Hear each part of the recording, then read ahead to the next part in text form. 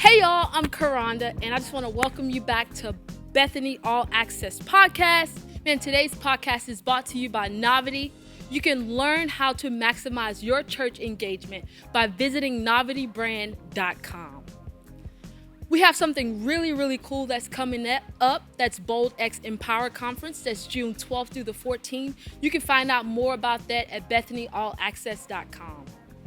Also, if you want to know more about what's going on, or you want to stay tuned for even more podcasts, you can follow us at Instagram at Bethany All Access. Also, don't forget to like and subscribe on YouTube at Bethany All Access. Well, y'all ready? Y'all excited? I'm so excited to have y'all here. We have some amazing people here, pastors. And so the topic is, so you're a pastor's wife. I know I'm a pastor's wife, and I know there's not much carved out, lanes for a pastor's wife. So we just have a few questions that, I want to ask you guys. And so you guys want to introduce yourself first? Let's do that. Sure. My name is Cece Brown. I am a pastor's wife with my husband. He is the executive pastor at Bethany Church. And I also work with our Bethany College program here at Bethany. Nice. Yeah, well, I'm Cassie Miller from Family Life Church in Lafayette. Yeah. And my husband's the lead pastor. He's been serving as lead pastor for about 3.5 years now. And I also serve as our women's director for the church. Love it. And I'm happy to be here. I'm so glad that we are taking time. Y'all are taking time to do this. I know there's a lot of pastors' wives who are craving just anything. And I think that this is going to be great for them. So I'm excited to be here and be a part of this. So thank you. Yes, well, thank you guys for being here. So really what we want to do is just communicate the heart behind what it is to be a pastor's wife. And so let's just jump right in. Yeah. We aren't just wives ourselves. We're just wives of pastors. We're pastors ourselves. And so with those roles in mind, how do you support your husband as both a pastor and a wife? I think there's two main things that I think of about supporting our husbands in ministry, and that's being available and being open. And I feel like there's a lot of opportunities for you to, especially if it's a new position for you to be a pastor's wife, to feel fear and to feel like maybe I don't have what it takes to do whatever we're being called to do, to question yourself, to wonder what you have. And there's just a huge gamut of questions that can come along with the newness of a position as a pastor. And I feel like one of the best ways that we can be a support and even just be ready for what God has for us as we're stepping into that role is to be available. What that looks like is just whenever there's opportunities for us to serve together, or even if there's an opportunity for me to be used and stepping out and speaking or whatever, that I'm not shying away from it, that I'm not saying no, that I'm not disqualifying myself, but knowing absolutely that God has called us. If God has placed you in the position, He's called you, and you have whatever it takes in order to be able to step into that role and to adequately fulfill it. And so me being available, I feel like is a great thing. Like, He has my yes, in other words. Like, my husband has my yes, just like God has my yes. If He asked me to lead prayer, I'm going to lead it. If He asked me to intro with him a service, I'm going to do it, because greater than Him asking me, it's that God has my yes, and I'm going to be available to Him and to the Lord in whatever opportunity comes available. I love that. God has my yes. My husband has my yes, and being available. I love that. That's so good. Write that down. And for me, when you think about supporting as pastors, well, first of all, a pastor is a shepherd. That's the word that came to me. We are shepherds. We shepherd people. We shepherd the flock. And support, the word support is really helping carry something that they couldn't carry alone. Yes. And so, He's not carrying the church alone. And as a pastor's wife, your husband isn't carrying the church alone. And prayerfully, you have a great staff, but as the wife, we help him. And so, I think about my husband, and I think about, we don't have the same strengths. And we don't have the same growth areas, okay? And so where he's strong, really, I'm not. And there's areas I'm strong and he's not. And so we communicate, we must communicate together and say, hey, can you help me with this? Like, I need his help to help coach me to do things sometimes that are not easy for me. And same thing with him. There are things that don't come easy. So in that way, we support each other. Yeah. And so that's what I think about is like we're shepherds together and we help each other. We support each other doing those things. Absolutely. Yeah. I know it's something you said more so about like, when God has your yes and even the fear aspect of it. Can you talk a little bit more about that of like, if someone, like what it looks like practically to not allow fear to stop you from stepping fully into that role of a pastor's wife? And even you talked about being supportive and what that looks like. It's how do you step into that role without the fear and also without feeling like you're overstepping? Yeah. I think conversations have to happen between you and your husband, where I know we've had those kinds of conversations where I'm looking for my place, like what is my place in this? Because I think it's honestly very obvious for men in positions of pastoring to know what their position is, to know what their place is. They're usually the ones who are entering into that role first, or the conversation happens primarily with them. And so there has to be a conversation of, hey, what does it look like for me to lead with you? What would you see? Having those conversations and knowing with my husband, like you see strengths, you see goals that are going to be placed before us. Where would I fit in that? And as I have those conversations, then when I step into the roles, I have confidence in my leading, because now I'm covered. My husband has said, and he's made a way for me. And so now in my strengths, in my giftings, in the goals, I find my place and I can lead with confidence, authority, unction. I have that grace to lead because now my husband has helped to pave the way. We know that. We know as pastors, and even in marriage, that's what our husbands do. They create that path for us to lead confidently. And so without conversations, there is going to be insecurity. There's going to be fear. And even if the fears come, when the conversations happen, he can help to cover and pray and rebuke and bind and break and all those things that we know that our husbands are able to do, and we can do for them likewise, So I think it's important to have those conversations to help you to find confidence in your place. That's good. So good. And I think just to add, like sometimes those conversations may have to happen multiple times. Yes. Because when we're talking, come on. When we're talking about being afraid, like when you step into something new or it changes, because I mean, you may know this, but like as a pastor's wife, what you may do something for a year. Yes. And then like the next year you got to shift it, change it, transition. And you're like, I don't know what I'm doing. And he tells you, okay, this is what you're doing. Yeah. Okay. And then you go and you hit a roadblock and you're like, wait, let's talk about it again. Can we just hear about it again? And so just to say, don't be afraid. Yes. And I believe it's normal to maybe have these conversations multiple times if need be until you're ready, Yeah. Do it again and again and again. Yes, that's so good. Well, even, we wear many hats sometimes as pastor wives, as moms, and even in our personal life sometimes life can get a little messy. Hey, well, when life happens, we're always like, what do I do? How do I balance it? And so balancing that personal life, of course, the demands of that. How do you maintain a healthy balance between family life and the responsibilities you have as a pastor? A lot of flexibility. You really have to be flexible because, I mean, we have 4 teenagers now. One of them's out of the house. And so when I look at, from being youth pastor's wife to associate pastor's wife, now lead pastor's wife, we've gone through so many changes in our home. Yes. From having babies to them starting school and teenagers and everything else. And so it's like, as each season changes, there has to be that communication. We have to talk about it.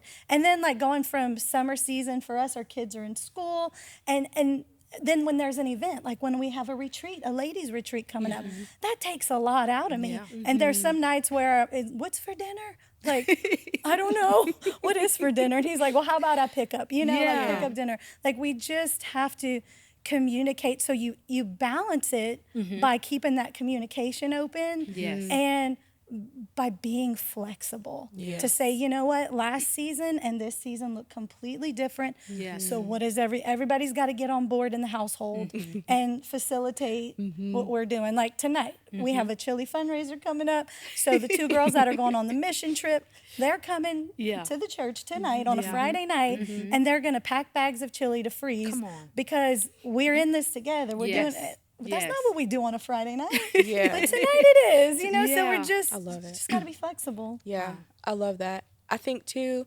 it's just keeping a good eye on everybody's needs and where they are. You know, I think the church is going to be there and it's going to show you, she's going to show you her needs. You know, you're going to know very clearly what needs are there. But I think sometimes because the needs of the church can be so weighty and so right in front of us. Yeah. Sometimes it can overshadow needs in your home. Yeah. And our 3-year-old will let you know when he needs you. And I think we have to just keep our ears open to that and know, like, he needs time. He feels busy, or he's not sleeping well, or morning times are rough. Why? Because we've had 3 nights out, you know. Just being very aware of the needs in your home, and not just the children, but even your spouse, you know. Just I think just we're good at keeping our eyes open at what is needed in our ministry responsibilities, but also I've found just keeping that thermometer in at all times with my family, you know, and then making those, you know, choices and priorities, like you're saying, like, hey, there are things that we are non-negotiable that we have to do, but let's do them together. You know, like let's all be together. And I found that helps me to stay balanced, is if I know, you know, like the scripture says, know the state of your flocks, Yeah. know the state of your home, you know, Good. and balance that out, taking things away, adding things in as needed. You know, I know sometimes we can feel like, man, we want to do it all, and we want to do it all great, and with the 100% in. And so I know some people can sometimes feel guilty about, you know, choosing whether church over family or family over church. It's like, well, I'm missing out, you know, like what do I do in those moments, you know? Yeah, I think it's reminding yourself again in the beginning of what you've said yes to and why. Yeah. You know, and reminding yourself of the great responsibility and call you have, even as a parent and as a wife. Yeah. You know, I have to remind myself that, you know, like, hey, first I am, of course, to the Lord, but I'm a wife and I am a mom. Yeah. And everything else, if everything else falls away, what do I have left? It's my family. Yes. You know, That's and so good. I'm going to take care of them and do what I need to do first to take care of my family, and whatever that looks like, and be okay with it. Yeah. And if I have to explain it, it's okay. But people don't usually question when I have to put my family first. Right. They don't. You know? I think it's a fear that we have, that people are going to be, they're going to be so upset that I'm not there because I had to put my kid to bed, you know, like, but no one has ever asked me that. Like, why weren't you there at 8 p.m. bagging stuff, you know, like with your toddler. With my toddler. If anything, they'll ask you, why do you have him out this late? That's you know? it. That's it. So, well, on the subject of family is, you know, you guys know that you know, you and your husband are a team, and you talked about that, supporting each other. How do you do that? Like, as a team, you know, what are some ways that you guys work as a team in ministry, and even leading the church, collaborating, and all those things, all those good things? You want to do that? Sure. Well, I want to say that I know quite a bit of pastors' wives that I've been very fortunate to talk to and meet, and none of our lives really look the same. They're similar. Yeah. And so the way Brandon and I run, you know, like the way we run is different than the way that they run and the way that y'all run. And so it's like, it's different. Yes. And so keeping that in mind, I think I must say that comparison, first of all, will ruin you working together. Because when you're looking at sister so-and-so over here and the way her and her husband do ministry, and you're trying to do it like them, you're not hearing the needs of your spouse, of your husband, or the needs of your church. And so really the first thing is to not compare, is to pay attention to what you're doing, to your work, and hear from the Lord and communicate it. It all goes back to communication, working together. Now, the way that we personally do it is like we talk about what the needs are of the week. Like, okay, is there a meeting coming up that I need to be a part of? I'm not a part of every meeting that he has, although I'm over a department, I don't always make those meetings. But again, it goes back to communication, and we like to collaborate when we have like a leaders one day coming up, or we have a mission trip coming up that we're both leading together. Super pumped about that. And so it's really all about communication, because what we might have did together 5 years ago is not what we're doing together now. It's true. And so it's like, true. hey, I need you. Can you help me do this? And that's really the simple answer of just talking about it. Do you schedule time with your husband? I know some wives are like, well, I have to schedule time with him because he's so busy, and so I have to schedule those meetings. Is that something that y'all ever do, or is it just like, hey, we just have conversations? We do both. There have been times that we try to like not do it at home. We really try not to have the conversations at home. We'll be getting ready, and then it'll be like, hey, what's your day looking like? As where I'm fixing my hair. And then we start talking, and then we get into this big conversation and start hashing out details. And it's like, no, let's wait, wait till. Keep that wall up. Like, keep it away from home. But we do sometimes, like, hey, I need to meet with you. We had a lunch meeting. We scheduled a lunch meeting the other day to try to go over something. And, so it's both. It's both. Nice. I think for us, life is, and you hit on this earlier, Cassie, just like different seasons of your life, you're going to be working together in different ways, And I think that this particular season is fun I say it's fun. I hope he thinks it's fun, but it's fun for us because we're working together with the college. And so there are times when just during the day when we have meetings together, and, I love sending my little professional emails to my husband, like, I'd like to talk to you about this particular issue, sincerely, your subordinate. But not really. But, that's always fun to be able to kind of like, hey, we can have work conversations at work. Yeah. So we can reserve our personal conversations for after, So smart. But it doesn't always happen that way. I know it sounds smart, Karonda, thank you for that. Smart, so healthy. But it's not always that way. But I think there are times when, like she said, that you do have to schedule out and carve out that time if, it's a busy season of work or whatever. But I think just, making the time where you need to make the time and having the conversations you need to have in order to make sure that you're being successful in both lanes. That's so good. Wow.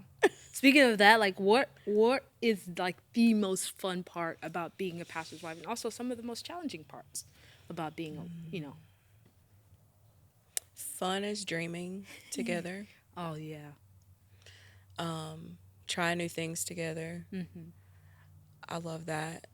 Seeing things that we've dreamt come to pass together. That's fun. But I think it's still in the same lines of what we've been talking about. The challenges are finding, like, the balance, for us anyway. I feel like the balance is, can be challenging. And even just, I think for me, finding my place, like what I was talking about earlier about finding my place, because I think it depends, again, like you said earlier, Cassie, about comparison being such a huge thief. I think it's difficult when you may feel yourself being called to be used in one way, but maybe you don't. You may not see the example of what you're feeling on the inside of you around, so you don't really know what that looks like and how to get there. That is a challenge. Yeah. It's just like, how do I lead in a way or find myself being used in a way that maybe I've never seen before, and allowing my husband, like leaning into him to help me to navigate through that. That's a challenge, just because it could be easy to sit back and just be like, you do the big stuff. I'll be there and smile, but I know I'm not called to that, That's good. And so I'm finding, still, even though there is a place, but still finding the way forward in it is challenging, but it's good. It's fun. It is. Yeah. Yeah. So fun would be the execution. Like, I love the dreaming part, but like when we show up, like we have this leaders one day. This, I think it was our 3rd year doing it, and we spend the day with our leaders. And so like the planning part of it, like that's I like that. And then they get it. Like, we have an amazing staff, so they get it done.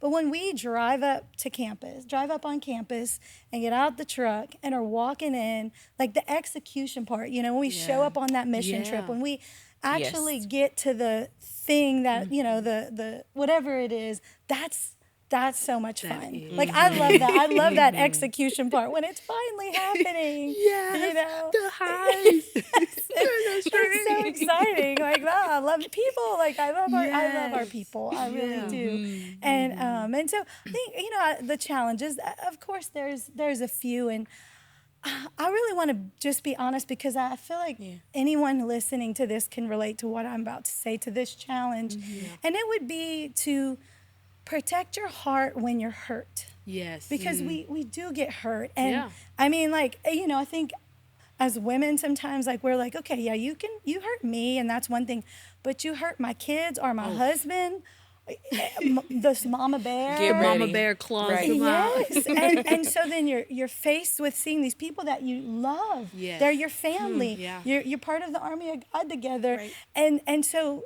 I personally, maybe no one else, but I'm pretty sure, a lot of us can deal with this, is just guarding our heart against offense whenever things happen and people do things. And so we can still love them and minister to them and shepherd them without that wall, without that offense. And I find, and maybe it's just the season I'm in currently, but I find that to be quite a challenge for me. And that's good. Yeah. Come on, y'all you talked about the highs of it, because when it's high, you're like, I could do this for the rest of my life. Like, I'll go out in a wheelchair, like you'll, But there are moments where it gets busy, like in those challenging seasons where you're like, oh my gosh, this could get a little overwhelming, and I want to escape, and he's like, we're plowing through, and you're like, but I just want to go to Bora Bora and just lay on the beach or something.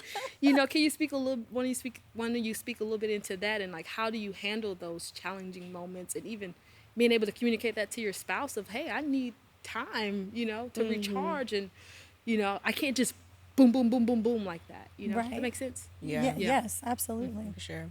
I think what's helped us, and I'm gonna kind of float a little here, but there are busy seasons, and then there are seasons when you walk through things as well. Yes. And there's still the demand of ministry. Yeah. And I feel like this is a challenge that a lot of people have. So I'm gonna throw a few things in here. Okay. One way to help that I found is, again, communicating, but in that communication with my husband, he is able to assess and step back and say, okay, let's look at where it's absolutely necessary for you to be present and where you can kind of step back a little bit and take a break. Yeah. Because there are you want to do everything, and there are I feel like I should be at everything. Yes. But there has to be moments where you're able to say, I don't have to be at that. And that can be a moment for me to take a break and take some rest, take some time. That's good. With that, I would say it's important, and this is probably another challenge that is, kind of a sidebar, but not, is friendship. That I know that there's a lot of times where people in ministry struggle silently and alone because they don't have friends. Yeah. And friendship, I've found, is something that I've had to make a priority. Yeah. To where if I have someone that I can confide in outside, a lot of times just confiding in someone about where I am, whether it's busyness or it is a situation that I'm walking through, you need a friend. Right. Yeah. Absolutely. That you can, seriously, because you feel like, I got to do this on my own, and I got to look a certain way, and I got to be like this and all that kind of stuff. But you're not talking to anybody, and we need that person too. You need time away, absolutely. Figure out what that time is, but you also need someone that you can talk to. That's good. And if you don't have it, ask the Lord to help you to find. No, seriously, you're right. Pray. I know that's something I did. I prayed and I asked the Lord, I need friends. Yeah. Yeah. You need friends. We do. Because So true. you keep going higher in ministry and doing all this stuff, and God's trusting you with more, and then you feel like the people you can trust get less and less and less around you. That's true. You know, but you still need somebody. That's Yes. right. You know, and so you have to ask the Lord, who can I trust? Who is that person? Who are those people? Right. And allow the Lord to bring those people in your life, no matter if they look like what you thought they were going to look like or not. Right. You know, and trust them and lean in and go for it and be open and vulnerable with those people. I think it's a safeguard for us that we don't get burned out and we don't find ourselves so prideful that we hold things that should be an area where we can confess to the elders and let their hands be laid upon us so we can be healed. You know, I think we walk in scripture that way, you know, so I feel like those are important aspects of. Yeah. Well, if y'all can give any advice to someone who's a pastor's wife or maybe new in that role, what advice would you give? All right. Well, okay, my advice would be maybe a couple things, but first thing is really not to compare. Yeah. Not again, I know I hit on that a little earlier, but like do not compare what your marriage looks like, what your church relationship looks like as pastor and pastor's wife, or whether, you know, any kind of pastor, whether it's youth pastor or whatever, not to compare with others for sure. And the other thing is to know that things change all the time. Like things are always changing. And so I think about, you know, our youth pastor who got married a year ago, you know, he went from a single man to a married man. And eventually they're going to want to have kids. And so like, imagine all the change that goes on between being single to having, you know, having your first kid. Like changes are going to happen. And so we need to just know they're coming. And the third thing is to be patient, because it kind of goes back into the comparing thing. Like I can look at another pastor and pastor's wife that's further down the road from me and be like, I want to be there, but yet you're here. And so you get impatient. And so you might want to hold your husband to this standard, and that's not where he's at. And you may want to hold yourself to a certain standard, and that's not where you are. You're new. You're just coming on, or you've just transitioned. And so those three things I think would be my advice, you know, to those that are just starting out, or really anybody, and any pastor and pastor's wife in any stage of the game. That's good. That's good. I love it. So good. I think my advice would be to continue knowing who you are in Christ, continue discovering who it is that God's called you to be, and to be confident in that, and to like I said earlier, be available. Just be available. And say yes. Because you don't know what your yes is going to help form in you. You don't know what it's going to pull out of you. You don't know how close it's going to bring you and your husband. You don't know what is inside that yes. And so I've found a lot of strength in that, in knowing who I am, and in just saying yes to the opportunities that God brings to us.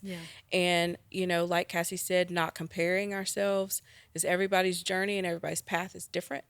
And it doesn't look like the person next to you. So it causes you to have to depend greatly in the Lord. And I would say, take great care of your devotion life. So take great care of your walk with the Lord. There is nothing that's going to keep you. Nothing. Nobody is going to keep you other than the Lord. If you lose that, you can have that form of godliness, but neglect the power that will set you free. Good. Come on. We don't need any more flashes in the pan. We don't need any more whitewashed walls. We don't need that. We need healthy leaders. That's good. And the body of Christ needs that. The world needs that. And the way that we are that is that we maintain a healthy relationship with God. Come on. And guard it with everything that you have. So wow. Man, that's so strong. Thank y'all so much for being here today. It's so good. I know y'all encourage me. I just want to thank y'all so much for everything y'all do. I know your families are like rooting and will be watching this like, yes, I know, you know. So thank y'all again. Hey, don't forget Empower June 12th through the 14th. You can find out more about that at BethanyAllAccess.com. Thank you so much for being here with us today. Don't forget to like and subscribe, and we'll see you next time.